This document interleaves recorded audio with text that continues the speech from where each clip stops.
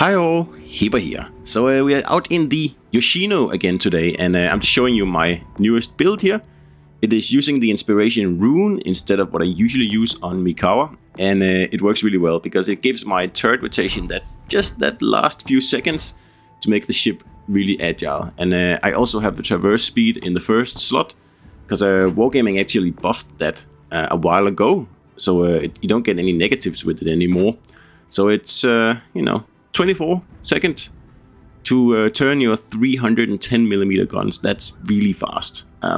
It's not as fast as you can get a Targo. A Targo can go 4 seconds faster, but for a ship this size and a ship this fat, in lack of a better word, that's really good. And I've got 3.1 rudder on this Yoshino here, and it goes 40 knots. So it's a little bit like a Targo's overweight sister, I guess. But it actually plays really well as an agile cruiser, and it's a lot of fun to play. It really is. One of the most entertaining parts is how the game engine struggles to keep the physics, looking at least a little bit like in real life, because this ship here is like enormously long, and the turning radius is nearly 1,000 meters, a kilometer, and yet it just dances around like a ballerina here with this build here, and it just looks ridiculous. It really does. But that's why I'm here. I'm here to try ridiculous builds, and this one is certainly one that qualifies. Not because it's useless. It's actually really good, and it certainly has turned this ship here into a ship that I really enjoy playing now. It's pretty much taken over from a Targo, and I think that until we get the Sao at whatever tier that might end up at, I'm assuming legendary tier, this is a really good replacement for a Targo, at least for a while.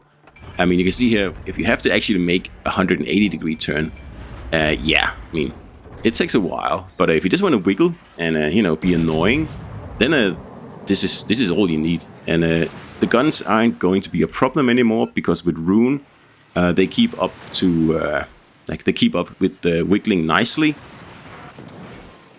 It also makes it a lot more feasible to switch sides if you have to in a battle. I've said this a few times now, but I'll say it again. Switching from left to right in a Targo, it's a bit of a sacrifice to make, because one, it takes a long time to actually turn the ship 180 or 360 degrees, whatever you want to do. And second of all, it takes a long time for the turrets to rotate that far. And Rune has, of course, not removed those problems, but has certainly mitigated at least the turret problem here. So even on this ship here with gigantic guns, you can see I'm performing a turn here, and the turrets are pretty much keeping up with the ship, really. So it just makes the play a lot more seamless, and it's just more fun. And that's one of the big things I just cannot get used to when I play cruisers without Ingenious. It's the slow turret traverse, where you can never really turn and get your rear gun into play like I'm doing here.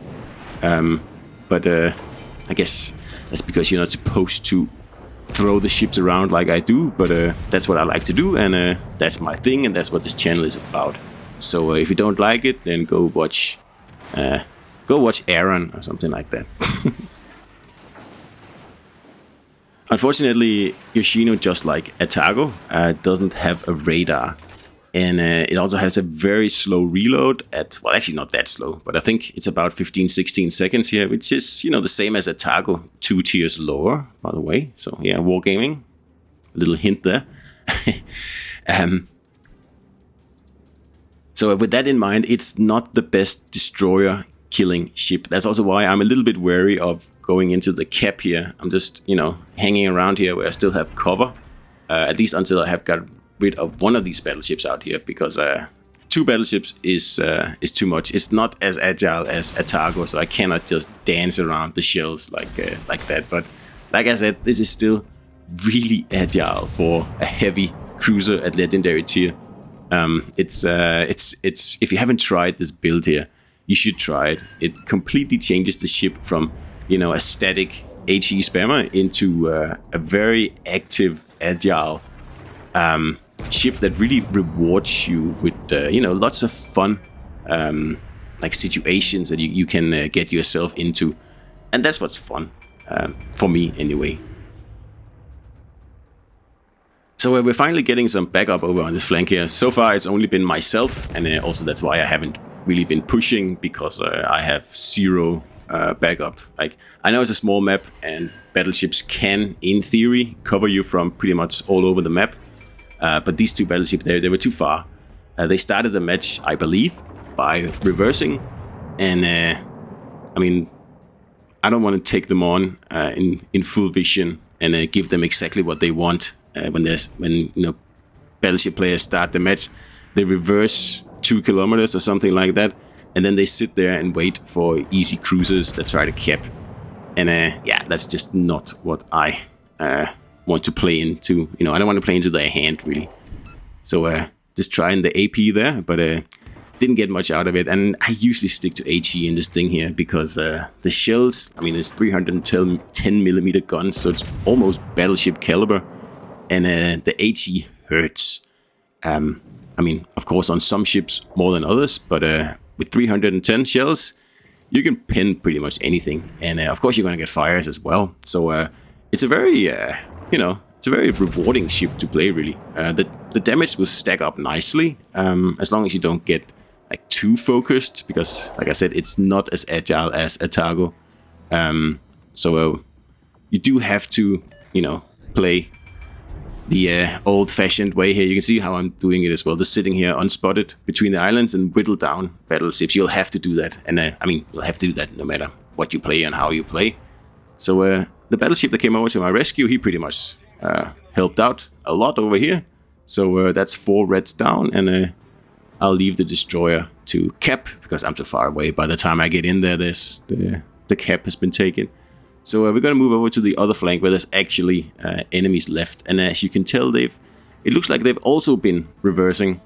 They have taken the B cap though, but that doesn't matter that much. We have C, and we are going to get A in just like 30 seconds or so.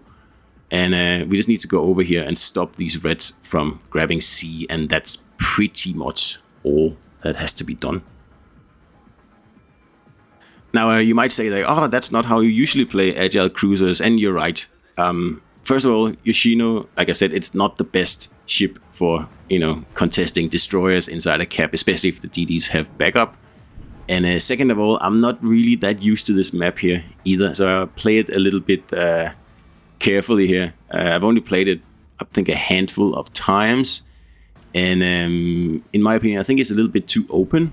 I said that in the last Yoshino video as well, because this happened to be reposted again, and I always do well, but I'm just being a little bit careful before I start to go too aggressive in, because A cap and C cap, they're really open, and I have been trying to do it in Minotaur and Colbert, but yeah, it's just too open. There's no cover in there. And then if you, for example, let's go with the A cap, if you make it to the bottom island of A cap, what always happens is that no one actually backs you up, so you just sit there and then you get flanked around the island and sunk. So this map here is not the best for aggressive play, which is a shame, because that's what I like to play. Like, for example, on Hotspot, I take my Yoshino and I drive straight into the cap and I whack the destroyers, and then I use my escape route out the side before anyone even knows what's going on,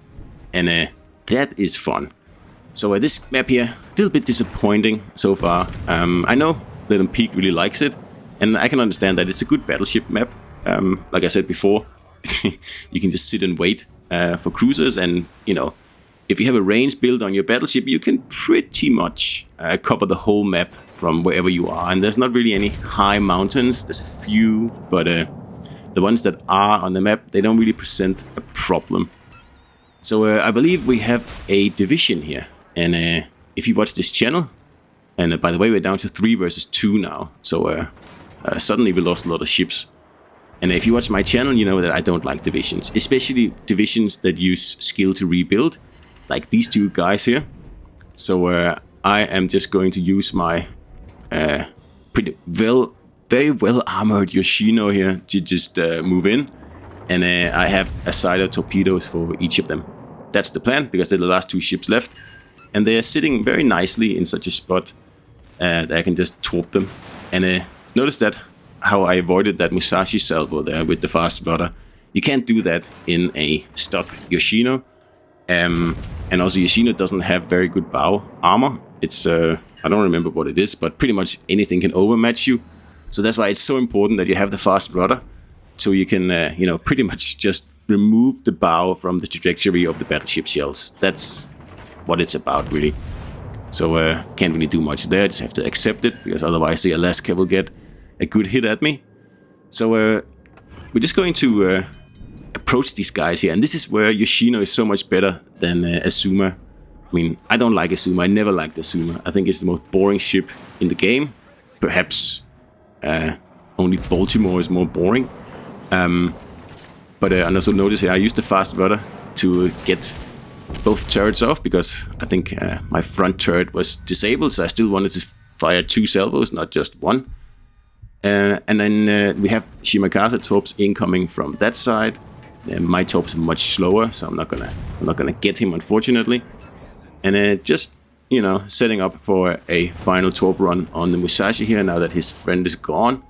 And at this range here, it's really hard for the battleship to actually get its guns on me. If I had not hit that island there, then it would have been hard. So I just decided to whack him with the tail and get it over with. So that was Yoshino, and this ship here is, well, fairly quickly rising in my you know, list of favorite ships to play. It's a lot of fun, really. So yeah, hope you enjoyed the video, guys, and I'll see you out there.